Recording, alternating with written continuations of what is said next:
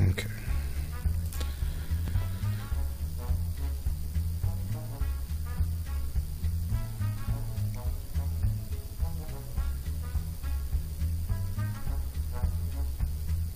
Yeah, like I said, look into the into the YouTube live events, because once after it streams, it just uploads it automatically. Yeah, this is what this is supposed to do too, but like I said, I don't know if this program's going to work right, so I'll have to look into that.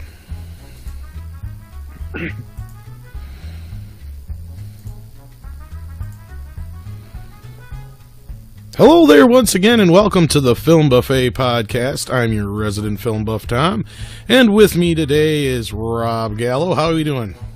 Oh, doing fantastic. Thanks, Tom. Oh, that's good. That's all that matters, I guess.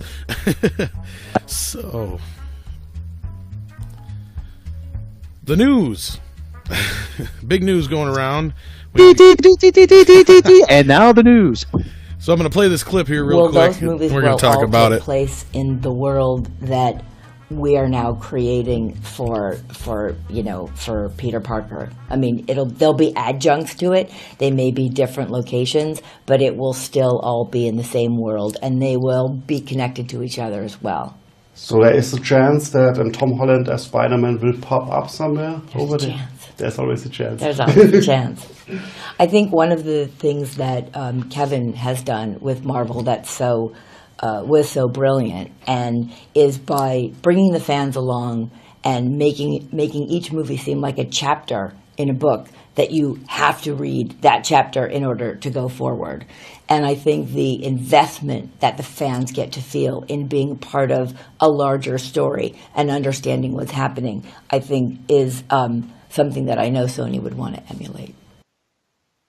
Oh yeah, so our favorite producer, Amy Pascal, had an interview on what seemed to be a press junket for Spider-Man Homecoming with Marvel leader Kevin Feige, and during the interview she dropped some news that Venom was now going to be part of the MCU, most likely, and there's even a possibility of Tom Holland showing up in future films. What's your reaction to this, Mr. Gallo? My reaction is always the same when I hear Amy Pascal say anything. I just want to bash my head against the screen and say, just stop talking, please. Just stop talking. Right. I don't doubt at some point that some other characters from the Spider-Verse are going to migrate over to the MCU. But we were talking about this off air quite a while, and it seems like this is a move to sort of put some leverage on Marvel. Right. I said there's only like one or two scenarios, but yeah, go ahead. Yeah, that they're going to try to play spoiler, or they're going to try to work out a better deal for themselves. Your thoughts on that? Or? Well, as I was saying before, I think that either Marvel walked in and said, what the hell do you think you're doing trying to start a universe without us? They were probably already upset as it was about this animated film. I think we both expressed that we thought that they probably weren't that happy about Sony deciding to go forward with an animated film outside of the Marvel universe and all that kind of stuff to flood the market with even more Spider-Man than there already is. And then to add in the fact that Amy come out not even a month ago and said that this was just a one-time deal after the sequels. We don't know if it'll continue to, go forward with Marvel. So this was just for the fans, blah, blah, blah, blah, blah. At the same time, on the deep dark web, I was hearing a rumor that Sony was playing with the idea of bringing an older Spider-Man into its own Venom universe and have him being played by Tobey Maguire, and it'd be actually an extension of those films. But I think that was just bullshit, or just a card they were playing to get Marvel to come out and either agree to work with them on this cinematic universe with Black Cat, Silver Sable, and Venom to help them coordinate it with the Marvel Universe to make it more successful by possibly even threatening them with litigation by saying, well, if you're not going to support this universe, then you're basically putting us in a position where we're losing money because of it, because you won't allow that. Or, like you said, that's where it comes in the leverage. Or, like I was saying before, that Marvel just come in, kind of slapped their hands and said, wait a minute, what the hell you think you're doing with our character? Because as we know from the email leaks before, they didn't listen to any of Kevin Feige's notes. So there's a possibility that within the contract that if they are starting to make the character look bad, or they fail on certain levels, or don't listen to Marvel on certain things, they may be able to pull some vetoes on them and kind of, take over the game, so to speak, I guess. But I mean, those are the only couple scenarios that I can really see here. But I'm kind of going more so with Sony just kind of hijacked the situation and basically manipulated Marvel into saying, yes, we're going to do this. Because if you look at Kevin Feige's face, either he's completely unsure of what the hell she's talking about, he's surprised because she's not supposed to be talking about it, or he's lost like most of us when she talks. I tend to think it's the last. Like, what the hell is she saying? Is that a sentence? I'm not sure that last thing was a word, but okay, that was a slur. Not a racial slur or anything but just a slur. No. And it's, Kevin, we can speculate what kind of medication she's on or what she's been drinking, but we don't want to, because then we'd possibly get ourselves in trouble.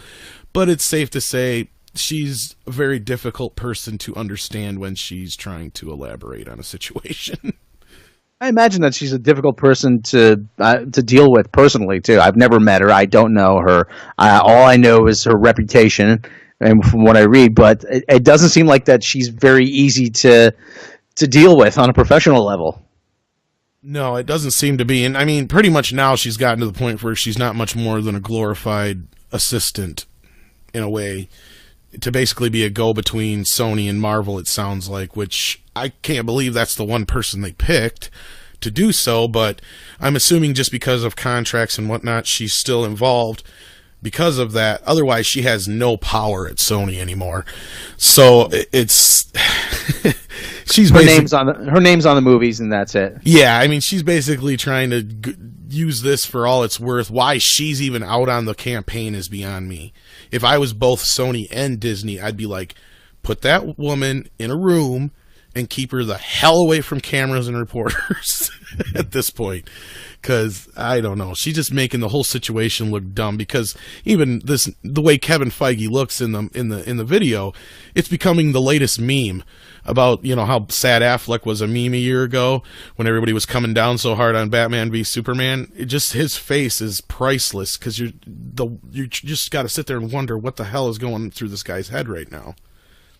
Yeah, I think I'm thinking what's going through his head now is it's like WTF. That's all I can say. I'm sure. Yeah, I'm speechless myself thinking about it. Okay, so let's go ahead. No. I think we pretty much covered it. I mean, really. Well, I was going to say, do you think it's more so that he was upset because she wasn't supposed to be saying something, or do you think it's more so that just the way she's saying it didn't make sense at the time, or she, maybe they didn't have this deal set yet, perhaps? I think it's I think that he was taken by surprise. I'm like, wait a minute, what the hell is she talking about? We never agreed to this. I think that's very possible, but they haven't released any retractions whatsoever. Nobody from Disney or Sony has come out and spoke about it since, and it's been going around the internet like wildfire. This is big news to everybody, because it wasn't even, a couple weeks ago they were like, nope, Venom is not going to be a part of this new Spider-Man universe or the MCU, and now all of a sudden, yep, he is, and they are. Kind of like the whole DC thing back, Ben Affleck's directing Batman. No, I'm not directing Batman. It's like, make up your mind, people. What is it? Yeah, it probably wasn't. They probably weren't ready to reveal it yet. Then that would be my guess. Is a very good possibility. But then, does that speak more to then? Okay, Marvel kind of stepped in and said, okay, this is what we're going to do because you guys are going to fuck this up, and we know you are, or you're just doing this on purpose. Or like I said, did they say, well, if you don't help us, we're going to release the movie, but if it fails, we're going to blame you. As in, they're going to blame Marvel for it not failing, or for the film not performing because they refuse to allow it to be part of the cinematic universe. Yeah, the last one sounds pretty feasible. That where oh well, so Marvel didn't want to include this in their universe, and so it didn't have sort of the Marvel stamp of approval on it. Right, and they were already basically setting themselves up into a position to where they were going to be able to trick a lot of the film-going audience into thinking it was, even if it wasn't. And that's something that Beyond and I had talked about, and I'm sure you guys probably touched on a little bit in your roundtable for the Spider-Man Venom Midnight's Edge video coming up. And I'm sure you guys talked about how Sony's, at that point, they weren't going to be in the same universe, so we knew Sony was going to milk that Marvel logo for all they could and try to manipulate people into thinking it was part of the universe, even if it wasn't. Yeah. I think it's part of, like I said, that could be making that distinction. That's why Marvel changed the logo, actually, this past year. They added Marvel Studios to the right. To the official logo, so people would be able to make that distinction more readily. Right, and I was going to say, and if it just says Marvel, that's the ones that are produced without the Marvel Studios involved. But if it says Marvel Studios, that's when they're technically involved. Correct, if I'm not mistaken. Yeah, that's correct. Right. Okay. So, and yeah, I seen the new logo in front of. I'm sure if you guys have seen Guardians of the Galaxy, the new logo is in front of that. It looks pretty neat, pretty close to the original, but a little bit different. I wasn't too impressed by DC's new logo, nor was I impressed by Universal's new logo. I don't know if you've seen either one of those yet, but I haven't seen the Universal one. I think I've seen the DC one. It looks a lot like the opening for Justice League cartoon. DC Films logo. Let me take a look at that while I got a chance, if you don't mind. Yeah, that's fine. No, I'm not sure if that one's even up yet. I know the Universal one is, but the Universal one I can explain to you. It's real easy. It's pretty stupid. It's just a bunch of scenes from the old classic horror movies for about a minute and a half, and then it goes into a Universal logo, but it says Dark Universe instead of Universal. Okay. Yeah, that is kind of dumb. I mean, don't overthink the logo, please. Right. Yeah, it's just a logo. Come on, guys. I know, and they pay big bucks to have people design those. They put a lot of market research into that. But if you look at it, prior to this, how many studios have really done a lot of change to their logo? Really? Not many. Paramount's pretty much been the same for the last, 30 years? They all got a CGI upgrade about 20 years ago. That's about it. Yeah. And they all were pretty much the same. Even Warner Brothers went from their worm back to the shield because the worm looked stupid. If you know what I'm talking about, the little W worm looking thing. Oh, yeah. With the red circle around it, yeah. That only lasted a few years for Warner Brothers. That was the closest they came to changing their logo. MGM's been the same forever. Disney's been fairly the same, even though they got their CGI upgrade of the same version. But, it's just... Don't overthink the logo. That's a good thing. But here we are with the Spider-Man situation, and Venom, actually. And now they also announced here a little while back that it was going to be R-rated. And this kind of goes on the coattails of another report that Kevin Feige said there's no need for an R-rated film in the Marvel Universe as of right now. But that doesn't mean that's never going to happen. Yeah. This comes back to overthinking it. I think they're going to try to overdo it. It's look, Logan was R-rated, Deadpool was R-rated. We need something R-rated.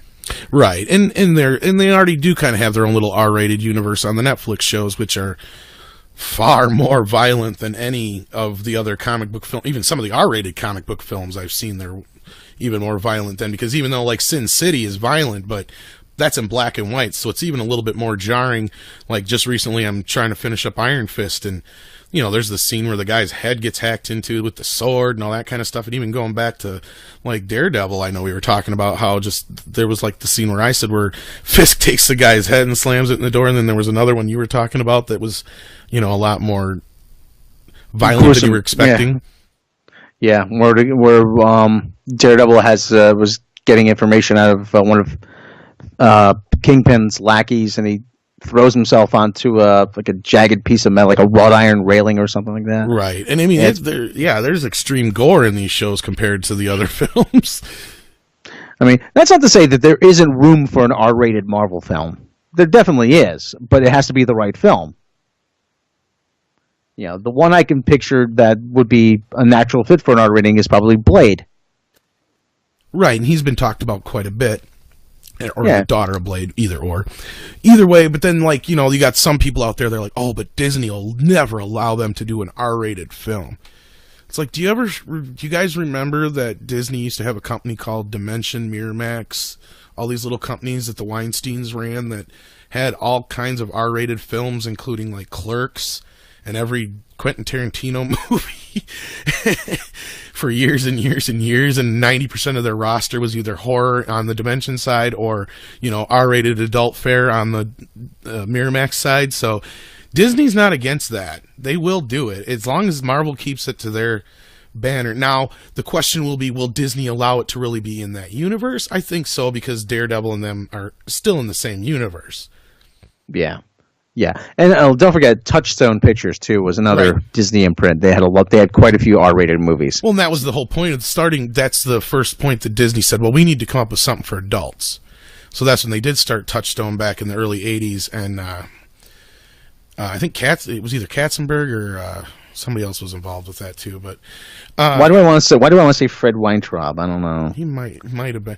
Either way, but like, yeah, you're right. They were very successful by spinning off an adult brand with Touchstone, and even though most people had no idea it was related to Disney, it was. It was. They're all under the Buena Vista banner, basically. So, but anyway, back to Venom, and to kind of finish up there, it just goes like, okay, so if it's going to be an R-rated movie, that's still a possibility. Will it have Tom Holland involved? I don't know. That's where the whole he might show up thing, she said. So what is this kind of consisting of? Because that's what I kind of wondered was if they were going to push off Venom. Like, I thought maybe they'd try this Black Cat and Silver Sable movie, especially since Wonder Woman did well. And since that doesn't have to necessarily probably be as attached to Spider-Man as Venom does, if you get what I mean. Yeah. Yeah, I mean, and you can sort of keep Black Cat, Silver Sable sort of separate. You keep it adjacent, but not really a part of Right. the Marvel Universe proper. But unlike Yeah. Venom, where you actually need Spider-Man to kind of give Venom a lot of his powers in a lot of ways, that's something they're going to have to work around otherwise. And that's probably where they came to a roadblock. And that's probably where, even if the one side is true, where Marvel came in and said, what do you guys think you're going to be able to do and give this guy spider-like powers and not have Spider-Man in the universe? And they probably went, well, we're just going to put Spider-Girl in there or something, or Spider-Woman in there or something like that, you know, or the Tobey Maguire thing. And that's probably when Marvel went, no, you're just going to saturate the market with too many Spider-Men. You're going to complicate the issue. You're going to confuse people. And you've already done enough of that with Amazing Spider-Man 2. So I think that's probably a big part of it too. It could have been. It's very possible. I'm sure we'll learn more down the road, but until then, of course, this is all speculation. But there's just not so many things, that only so many ways this could have went. And for the reason for them to announce it like this, and then all of a sudden Amy to say this, and for over a day to go by and nobody's saying a word about it. Yeah, I'm curious. Let me just ask, who would you like to see play Black Cat? I don't really have anybody that I would point at, but I really say Rosario Dawson's one of my go-tos. I think she can play just about anybody. I would love to see her as Catwoman in the new universe if she wouldn't play Black Cat, or maybe somebody a little younger perhaps, but Well, initially it was supposed to be Felicity Jones. Really? Yeah. Well, what there was Spider. No, it was. She was in Amazing Spider-Man 2, I think, or something like that. I think she was, but they cut her out. Yeah. Yeah. Yeah, I think you're right. Yeah. She was supposed to play Mary Jane, if I'm not mistaken. Yeah. Is that who you're talking about? Yeah, I think. Yeah, no, it's just Felicia Hardy. Oh, that's Felicia Hardy. Yeah, I'm sorry. Same name at least. But yeah, I can see. Close enough anyway. I could see Felicity Jones playing her. Yeah. And she's already in the Disney stable too. So I mean. Yeah, that's true too. If they are going to be connected, then that's true too. Yeah, she'd be a good choice. If not, all she got to do is walk across the hallway from Lucasfilm office to the Marvel office. Well, hey, guys. it's not like she's got to work at Lucasfilm anymore. Spoilers. I was, not to get off the rails, but when I saw and again, for those who haven't seen Rogue One, that was a major bummer. It really was. You didn't like the film? I liked it, yeah, but it was okay. still, it was a major. The ending was just a major bummer. Like, oh, come on. What did you expect, though? Really? It just reminds me of there was that one scene. And I'm not a huge fan of the movie Heavy Metal or the comic Heavy Metal, but there was this one scene where somebody explains it. Then you die, she dies, everybody dies. Well, sounds reasonable to me. So okay, but moving on. Yeah. So yeah, we'll have to wait until we hear some more news on that, I guess. In other news, then we might as well move on to. What did I have on the docket? There's this red granite situation. We can probably talk a little bit about that, but I don't want to get into it too much because I don't want to speculate on a lot of it. But if you haven't heard, Leonardo DiCaprio has recently been a big part of this and been in the news about it. He had to turn over his Marlon Brando's Oscar from On the Waterfront and a couple paintings, a Picasso, a few other art. Where was the story here? I just had it too. Actually, wasn't the Oscar from Wolf of Wall Street? Didn't he have to turn that? No, he got to keep that, or he didn't get that one. That was for the Revenant he won. But okay. It was a Marlon Brando one from On the Waterfront, and they made him turn it in, and a bunch of paintings, or they didn't make him turn it in. He actually did it by choice. He surrendered. It was around 4 or 5 things here. I'm trying to bring it up. Sorry, guys. I should have had it ready. Yeah. Well, the total amount of seizures amounts to about $3.8 billion. It was actually a little bit more than that, but yeah. They're speculating now. But the FBI has basically said that this company attached to Red Granite Pictures, which you may know for movies like Dumb and Dumber 2, Daddy's Home, which actually has a sequel coming out here. The finance company, One Malaysia Media, something like that. I can't even find it now. One MDB is what they're called. And they have been tangled up in over a year in this scandal with basically supposedly laundering Malaysian money through America that is supposed to be going to the Malaysian government. And he had to turn over Picasso, Jean-Michel Basquiat collage. What was the other? You knew who she was because the movie was with Nicole Kidman. Oh, Diane Arbus. Diane, not Jane. I'm sorry, Diane. Yeah. Original Diane Arbus, Prince. For those who are unfamiliar with that name, Diane Arbus was an avant-garde photographer back in the I believe it was in the 40s and 50s. Right, and each of them. Yeah, go ahead. Yeah, she took a lot of really kind of abstract photos, a lot of unusual subject matter. She was very intrigued with, and Nicole Kidman played her in the biopic of her life called Fur, which was out, I think, in 2004. Yeah, it was quite a few years ago. I had never seen it, but I do recall it after you said the name of it. I'm like, okay, yeah, I remember that movie. But yeah, so he's had to turn in all this stuff, which was roughly just what he's turned in has roughly come up close to $6 or $7 million worth of stuff, and then.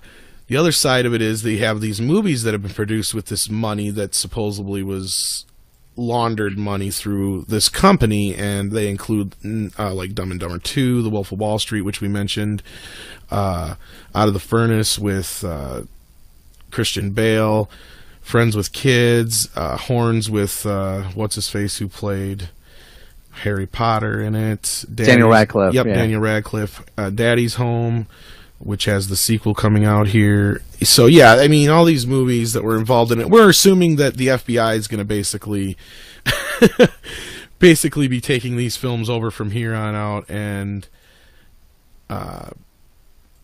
any money that is So you'll probably see them on, I think you kind of made a joke about how we'll start seeing them on cable quite a bit, probably. Yeah, just to try to recoup whatever revenue they can for it. They'll probably get a reduced rate, and they'll probably just run the hell out of them. Oh yeah, we'll see them everywhere, and in whatever money they need to get back to pay off.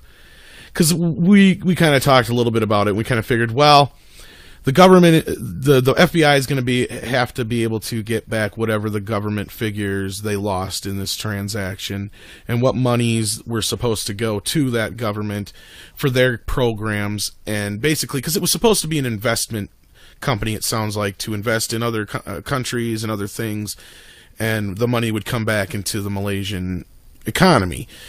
But that's not what's happening. It sounds like there's a few people that are individuals who are using the company as a scapegoat to launder money, and they're doing it by buying all these expensive paintings and Oscars and giving them to stars and stuff. And it doesn't sound like anybody, as far as like the actual stars involved with any of these films, are involved. It's just the few people that are actually involved with the company. No, and we should say that having a company like this give incentives or bonuses to actors really isn't all that unusual.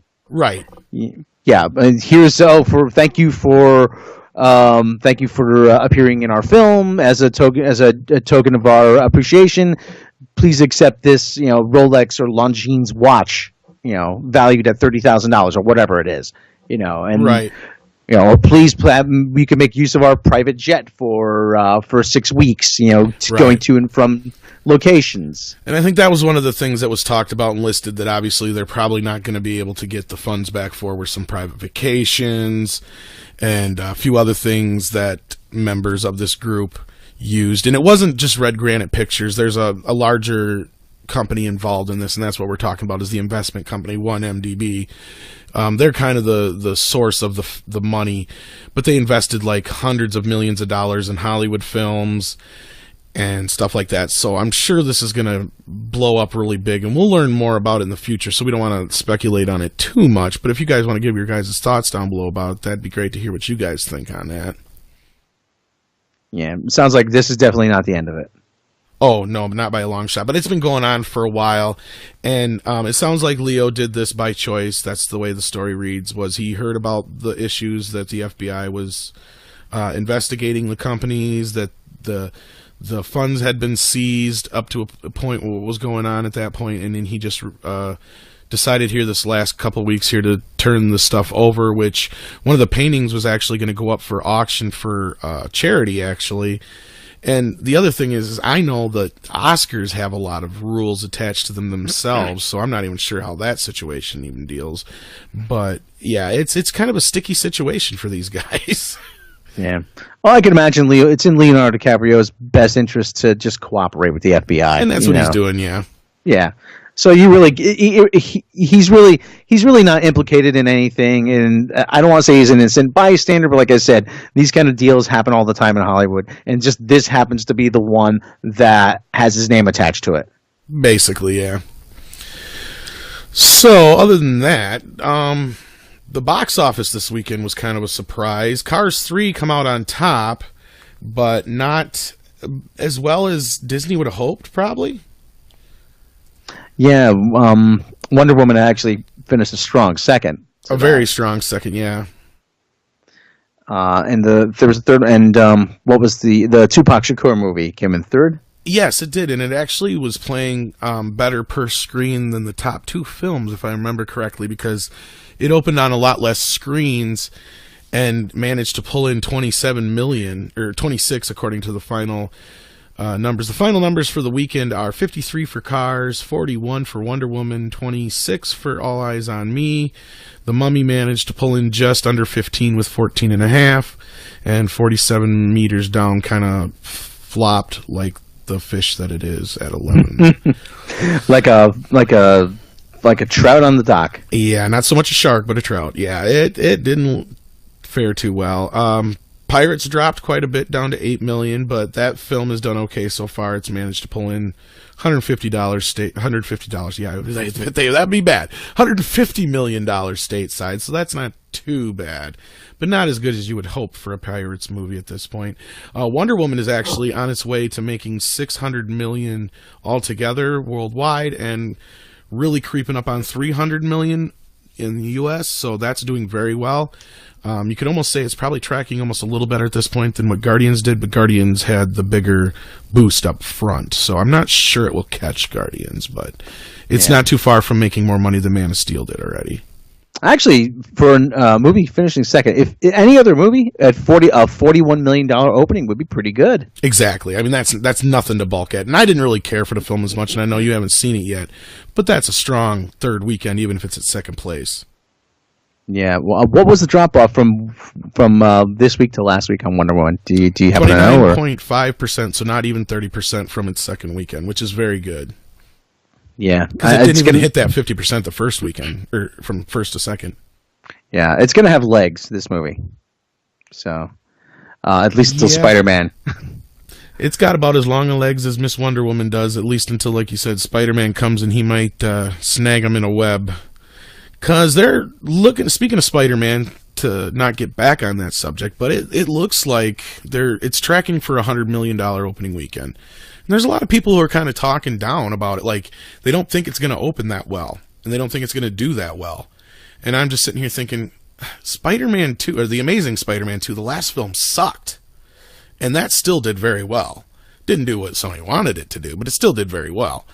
And they've done a very good job to this point, making sure we know that this is part of the Marvel Universe, and this is something people have wanted for a long time. So I have a feeling Spider-Man's going to do a lot better than people think. What do you think on that? Yeah, it has the Marvel stamp of approval on it. And like you said, they're going all out to remind you that this is in the Marvel Cinematic Universe.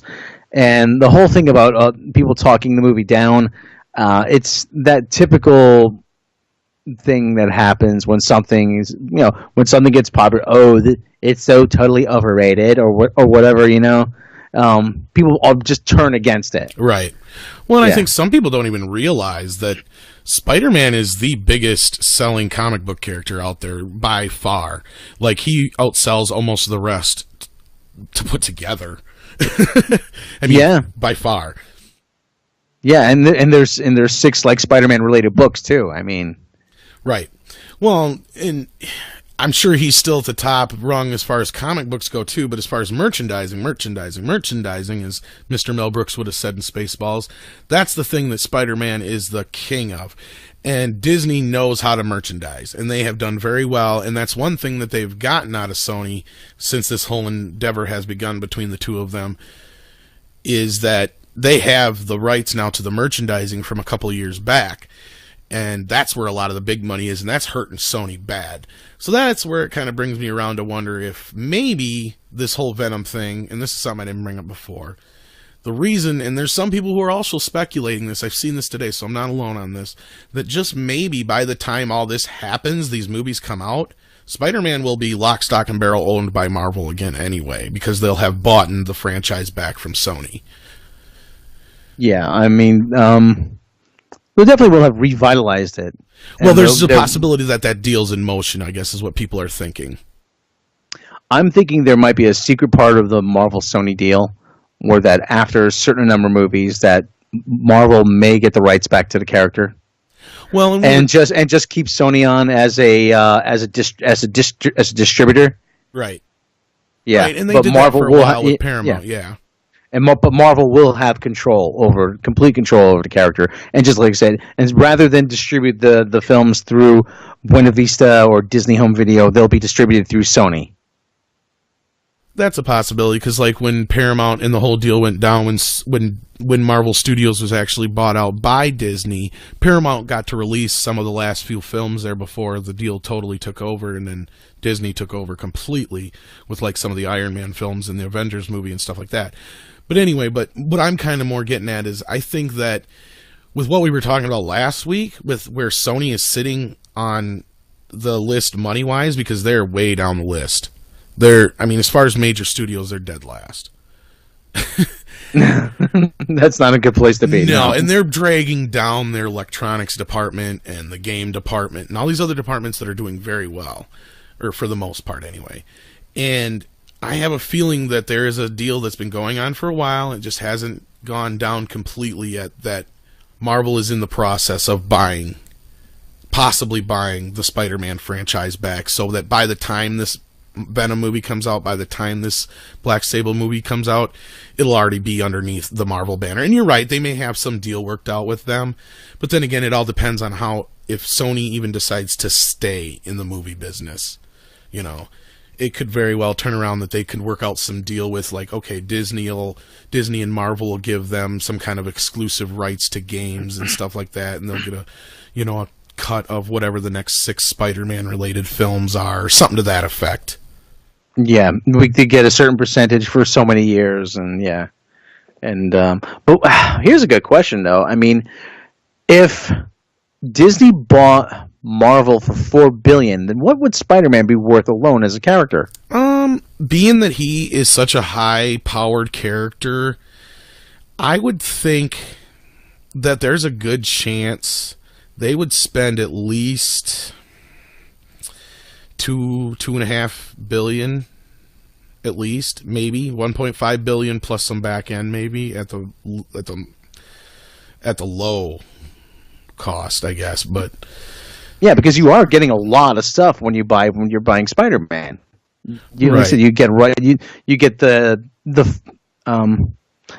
get the merchandising rights. You're getting future movies, games. You're getting all the other characters that go with it. Well, so Disney already has the merchandising right, or Marvel already has the merchandising rights back. But what I was thinking is, like, that's where it kind of really hurts Sony right now, and that's where they might be like, oh, we'll be nice and we'll give you, a little bit of back end and some exclusive deals on video games and some stuff like that to kind of sweeten the pot, since they have kind of lost out a lot of that revenue the last few years on the video game, or on the marketing, or the merchandise. Jesus, I can't talk. Yeah, just something so Sony's not totally left out in the cold. Basically. Yeah, and actually, we kind of see that already, where Sony actually has a PS4 game coming, and it's an exclusive PS4 game for Spider-Man. This I think it's coming next year, maybe. Which is strange, because isn't this the first Sony exclusive one, if I'm not mistaken? Yeah, it is. There was a game made by Activision back in 2000, but that did eventually appear on the Nintendo 64, and it appeared also on the Sega Dreamcast. But it was on the PlayStation first, though. Right. So then that's odd, considering now in the merchandising side, Disney controls Spider-Man. So maybe, and it does look like Sony has a lot to do with this game, so maybe that's what they did, is gave them some game rights to the character and gave them exclusive game rights. That's a very big possibility. Yeah, probably.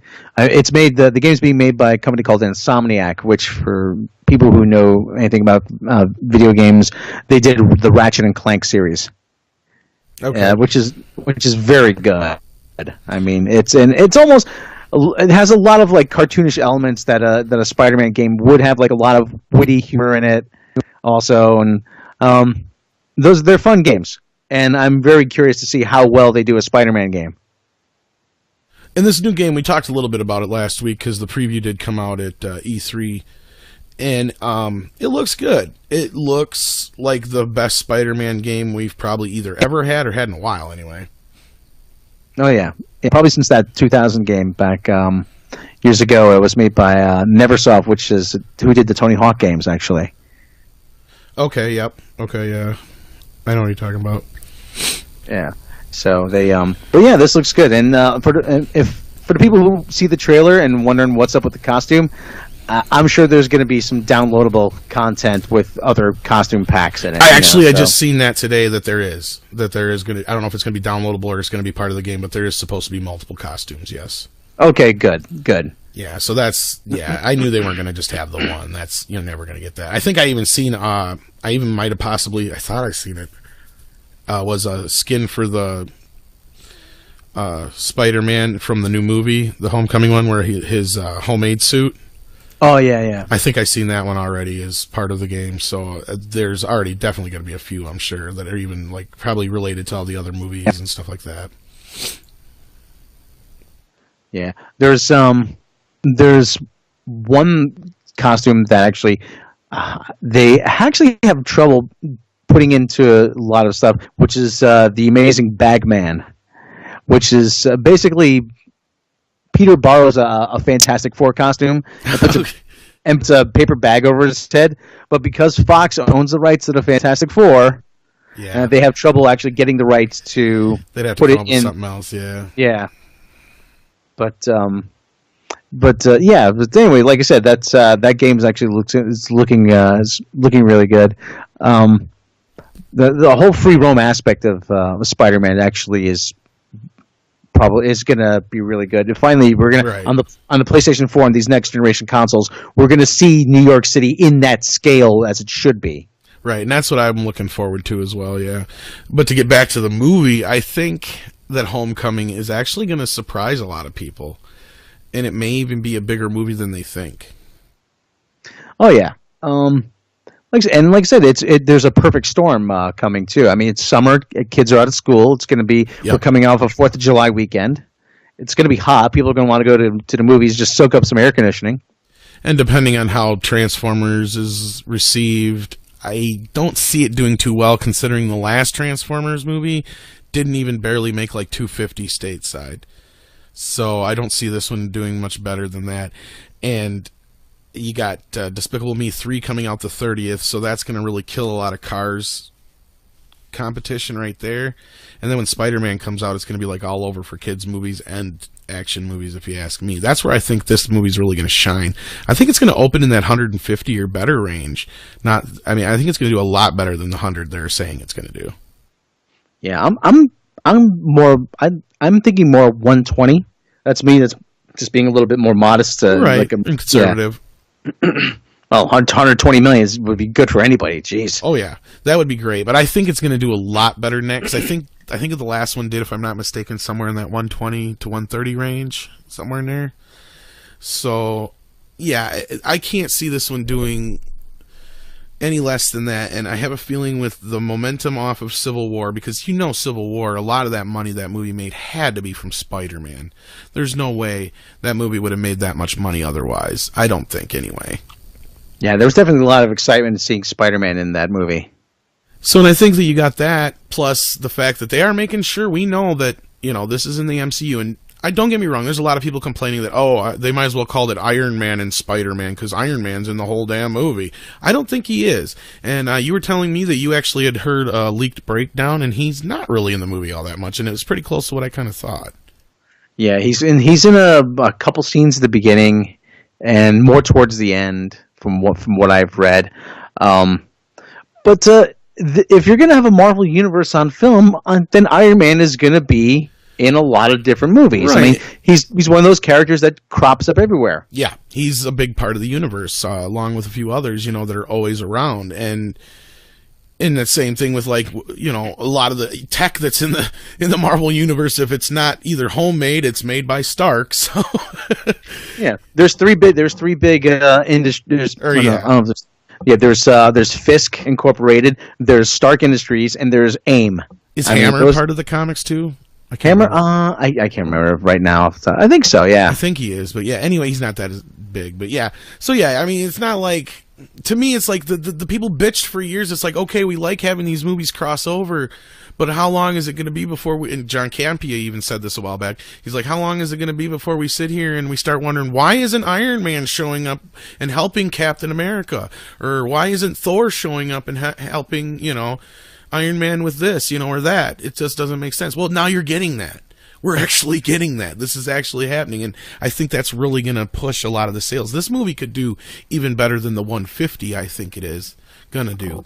So yeah, and people love Robert Downey Jr. as Iron Man. Right. They absolutely love it. They love him. And you couldn't have a more perfect actor suited to a role than Robert Downey Jr. as Tony Stark. Well, I think Marvel but that's one thing that not to bring it and make it a DC versus Marvel thing, but that's one thing I think Marvel above and beyond has done better than DC by far is their casting. And they always seem to find the perfect fit for every character. I'm hard pressed to try and think of somebody who doesn't just shine in their parts in these movies. I can't. And this is like so far been one of the best iterations of Spider-Man as far as a lot of the fans are concerned, because a lot of people didn't care for the Garfield version, and I know you're one of those that didn't. I thought it was in the first film. In the second movie, I was just done with the whole thing. But even Kevin Smith pointed out in his review or whatever, Spider-Man's on the phone an awful goddamn lot. Well, aren't most teenagers on the phone now these right, nowadays? And there's the one shot in all the previews of Spider-Man on the phone. I wonder if that's not making fun of that fact, because there is. You watch the movie, Spider-Man is on his cell phone constantly, and you got to be wondering, where the fuck does he put that thing in his suit? Yeah, it reminds me of the time I was Batman for Halloween, and I didn't account for where I was going to put my keys. So I'm like, yeah. Now you know why they have like utility belts. Exactly. Shark repellent. You never know when that's going to come in handy. But yeah, so I mean, it's just, I think that a lot of the squabbling and the bitching and the pissing and moaning is a very, very small group of between DC fans, and the other part of it is just those comic book nerds that you're just never ever going to be able to make happy unless you go, shot for shot, frame for frame from a comic book. They're not going to be happy.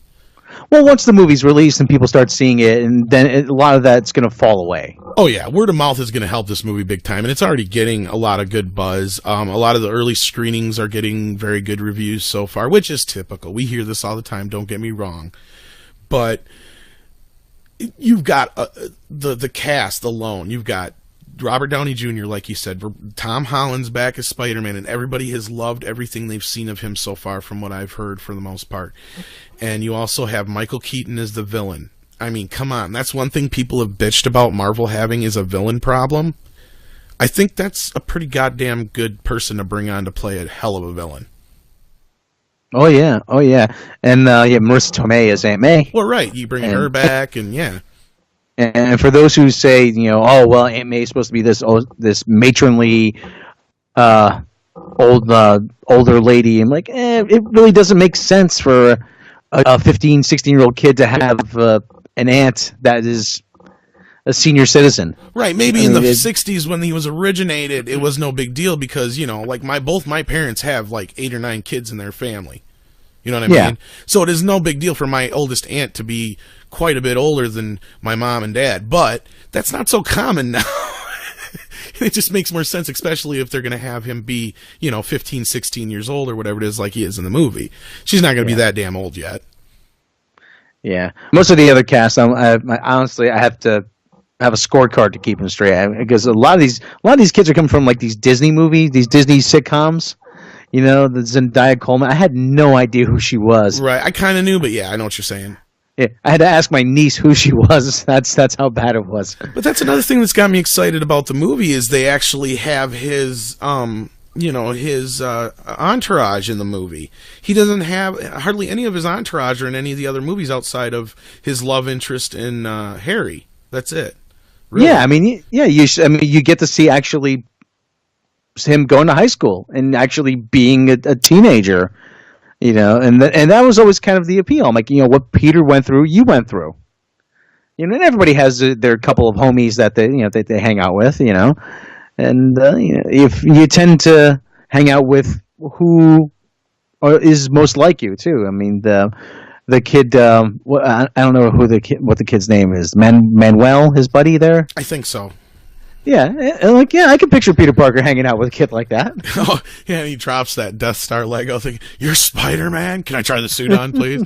And, that's the other thing. Oh, show me the whole damn movie in the previews. And I don't think they are. I think they're pulling a lot of the Age of Ultron. I mean, yeah, Civil War, they gave a lot away. But they almost had to with Civil War, because it's like, we got Spider-Man in this. This is what you're going to see. Blah, blah, blah.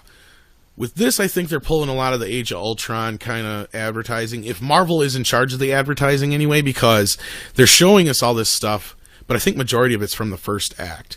There's a few things from later on, but I think most of what we're seeing is from the first act.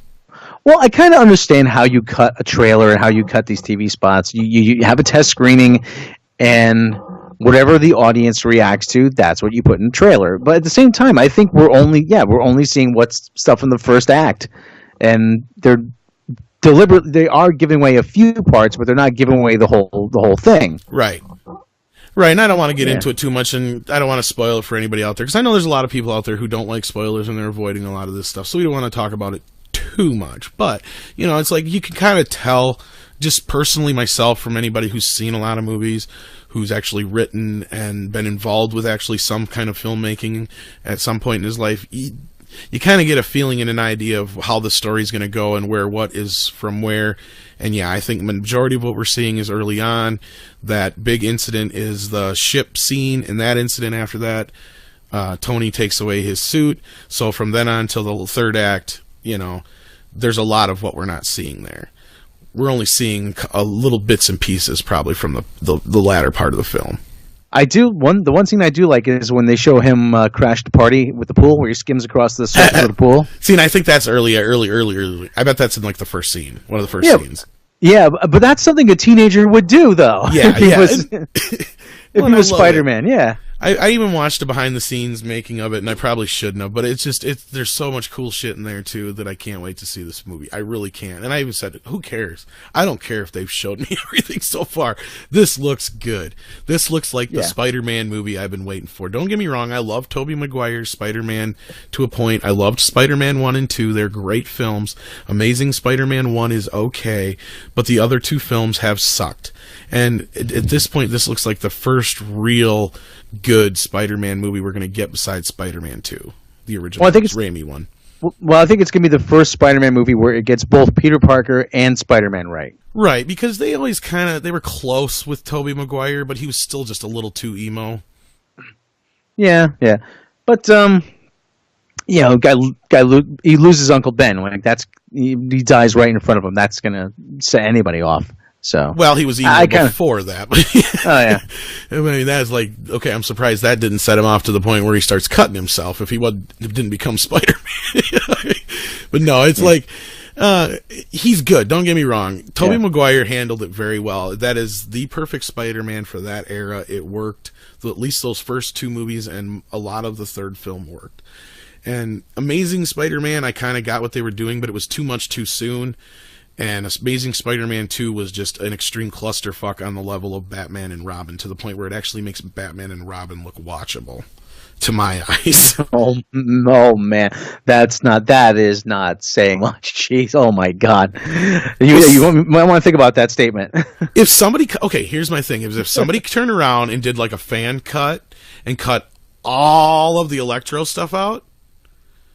And if they maybe found some deleted scenes that had more to do with Harry and Gwen, then maybe, just maybe, I would like the movie. Because that's what I'm like, is like, you got the movie that could have been the Dark Knight of Spider-Man films, and you ruined it by putting the Riddler in it. Yeah. Jim Carrey's Riddler, no less. Yeah. I don't understand what the deal is with having the villain start out to be like a greasy-haired nerd. It's cliche as hell. Yeah, I mean, usually the heroes and villains are mirror images of each other, but like I said, that's just a I hate to use the word trope, but that's a trope that's really kind of outlived its usefulness. And unfortunately, just from what I recall from the film, there's no real way you could cut around some of that stuff. That's why I say you'd almost have to cut Electro out of the movie altogether.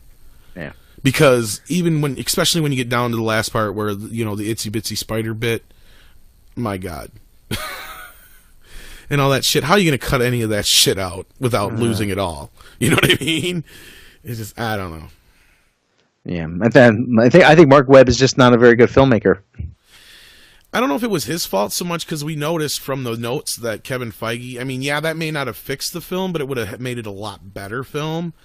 And I think that it was obviously Amy Pascal and whoever else's decision not to follow those notes, and he was probably forced to put a lot of shit in there he didn't want to, is my guess. Now you have to put the itsy bitsy spidery part in. I mean, I love that. Oh my God. Well, he probably wanted to do the death of Gwen Stacy, because that's what they've been setting up since the first film. Yeah. and they made him cram in another villain. And whether they had a contract with Jamie Foxx or what the fuck the deal was, it was like, you got to have this fucking villain in there or whatever, you know. Just the same thing with like Venom in the third Spider-Man film, which in actuality they should have just cut out Sandman because he was more redundant than. Well, they were setting up Sinister Six though. That's what. Yeah, that was the point of that with the Rhino and the Green and the Harry Osborn as the Green Goblin and right. Yeah, and I didn't like that part either. Was skipping over to already to go to, you know, the second Green Goblin. It's like, why did you do that? You had a chance to fix one of the worst things that was in the first Spider-Man films, in my eyes. Was you had the greatest choice for an actor to play the Green Goblin, but what do? Instead of just painting his face green like you shoulda, you put him in a stupid mask. I mean, really. I kind of accept those limitations of the time. I guess to a point, but to me it was like, this is the one time I think the comic fans would have let you get away with being semi-cheap, because Willem Dafoe looks like the Green Goblin. You paint him green, give him some pointy ears and a little bit more of a chin and a hood, he looks like the Green Goblin. I mean, you could have made the hood a little bit more techy or something, but yeah, I don't know, and just made whatever was going on turn his skin green, you know what I mean? Oh, yeah. That's basically what they did to Electro. Why else is he blue? Yeah. Other than that, I still think Willem Dafoe was perfect as Norman Osborn. Oh, yeah, don't get me wrong. Otherwise, that was perfect. That was the only complaint I had, was when he had that fucking mask on, because it's like, I want to see his face. Because especially when he's talking to himself, like, you know, in the mirror, and that face that he has, it's like, oh, you get it into it, and you can feel his, you know, emotion and hatred and the craziness. But once he puts that mask on, it's like he's not even there. Yeah, that's why they have so many actors take masks off, and because they always say it's difficult to act behind a mask. Right. I think the limit was what they did with like not Michael Keaton, Jesus Christ, with Jack Nicholson in the first Batman. I think that's probably about the extreme you can take it with some of these actors like that, who are just so fit to these roles, because it's like, once you go beyond that, it just becomes a mask, and it's hard to identify the character underneath. There's very few times where I can stop and think where a character has really shined through the makeup very well, and without it being, you know, a menagerie of special effects involved, at least. Yeah. So, anyway, well, I haven't got much more to say on this. Yeah, so. I think we can probably kill it there. So I'd like to thank everybody for joining us. If you're wondering how come the show's so clunky, we're actually trying to do this live. This is kind of a test run. We are going to plan to do this live a couple times a week, hopefully coming up here. So stay tuned for information on that. But otherwise, I'd like to thank you for joining me again, Mr. Rob Gallo, who you can find on Robot Shlomo on YouTube and at Robot Shlomo at Twitter, correct? Yes, I'm the only Robot Shlomo on Twitter and on YouTube, so it's very easy to find. And of course, you can always find his Midnight's Edge videos on Midnight's Edge, and you can always find us on the Midnight's Edge group. So I'll post those links down below for you guys, and thanks for joining us once again on the Film Buffet podcast. They may be able to pull some vetoes on them and kind of, you know, take over the game, so to speak, I guess. But I mean, those are the only couple scenarios that I can really see here. But I'm kind of going more so with Sony just kind of hijacked the situation and basically manipulated Marvel into saying, yes, we're going to do this. Because if you look at Kevin Feige's face, either he's completely unsure of what the hell she's talking about, he's surprised because she's not supposed to be talking about it, or he's lost like most of us when she talks. I tend to think it's the last. Like, what the hell is she saying? Is that a sentence? I'm not sure that last thing was a word, but okay, that was a slur. Not a racial slur or anything but just a slur. You know, no. And it's, Kevin, we can speculate what kind of medication she's on or what she's been drinking, but we don't want to, because then we'd possibly get ourselves in trouble. But it's safe to say she's a very difficult person to understand when she's trying to elaborate on a situation. I imagine that she's a difficult person to deal with personally too. I've never met her. I don't know her. All I know is her reputation, and from what I read. But it doesn't seem like that she's very easy to deal with on a professional level. No, it doesn't seem to be. And I mean, pretty much now she's gotten to the point where she's not much more than a glorified assistant in a way. to basically be a go between Sony and Marvel, it sounds like, which I can't believe that's the one person they picked to do so, but I'm assuming just because of contracts and whatnot, she's still involved because of that. Probably weren't that happy about Sony deciding to go forward with an animated film outside of the Marvel Universe and all that kind of stuff to flood the market with even more Spider-Man than there already is. And then to add in the fact that Amy come out not even a month ago and said that this was just a one-time deal after the sequels. We don't know if it'll continue to, go forward with Marvel. So this was just for the fans, blah, blah, blah, blah, blah. At the same time, on the deep dark web, I was hearing a rumor that Sony was playing with the idea of bringing an older Spider-Man into its own Venom universe and have him being played by Tobey Maguire, and it'd be actually an extension of those films. But I think that was just bullshit, or just a card they were playing to get Marvel to come out and either agree to work with them on this cinematic universe with Black Cat, Silver Sable, and Venom to help them coordinate it with the Marvel Universe to make it more successful by possibly even threatening them with litigation by saying, well, if you're not going to support this universe, then you're basically putting us in a position where we're losing money because of it, because you won't allow that. Or, like you said, that's where it comes in the leverage. Or, like I was saying before, that Marvel just come in, kind of slapped their hands and said, wait a minute, what the hell you think you're doing with our character? Because as we know from the email leaks before, they didn't listen to any of Kevin Feige's notes. So there's a possibility that within the contract that if they are starting to make the character look bad, or they fail on certain levels, or don't listen to Marvel on certain things, to read that chapter in order to go forward.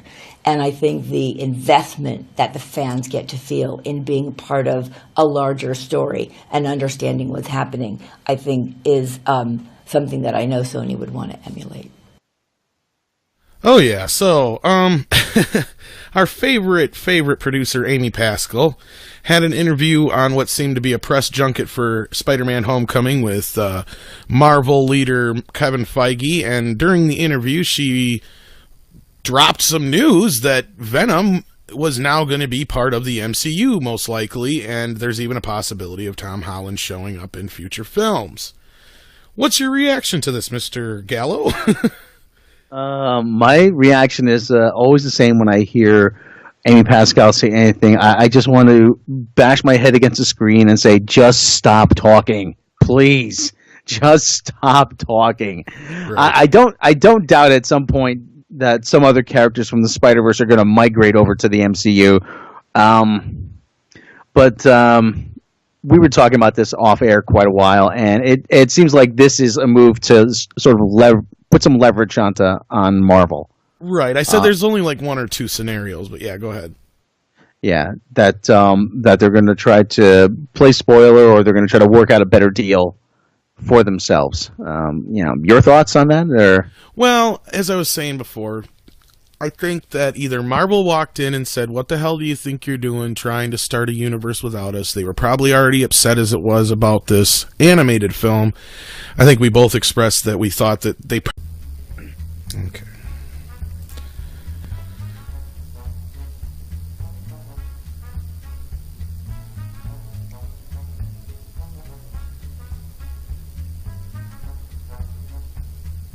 Like I said, look into the YouTube live events, because once after it streams, it just uploads it automatically. Yeah, this is what this is supposed to do too. But like I said, I don't know if this program's going to work right, so I'll have to look into that.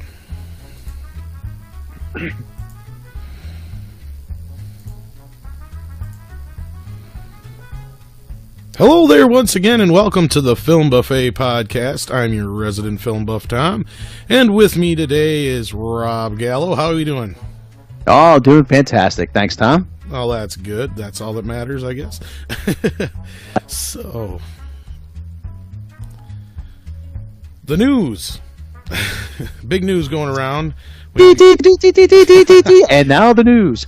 So I'm going to play this clip here real quick. Those movies we're going to talk all about take it. Place in the world that we are now creating for Peter Parker. I mean, there'll be adjuncts to it. They may be different locations, but it will still all be in the same world, and they will be connected to each other as well.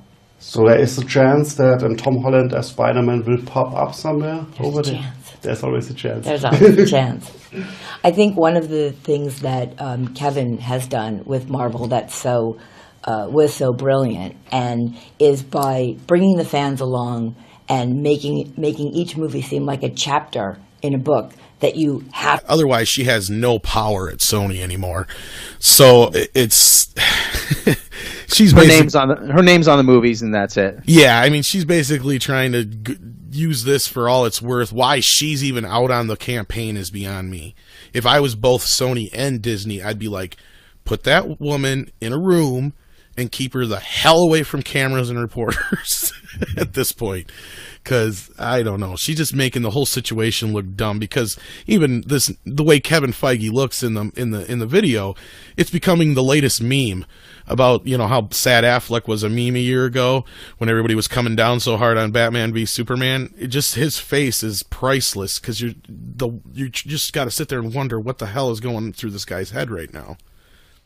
No, I think I'm thinking what's going through his head now is it's like WTF. That's all I can say. I'm sure. Yeah, I'm speechless myself thinking about it. Okay, so let's go ahead. No. I think we pretty much covered it. I mean, really. Well, I was going to say, do you think it's more so that he was upset because she wasn't supposed to be saying something, or do you think it's more so that just the way she's saying it didn't make sense at the time, or she, maybe they didn't have this deal set yet, perhaps? I think it's I think that he was taken by surprise. I'm like, wait a minute, what the hell is she talking about? We never agreed to this. I think that's very possible, but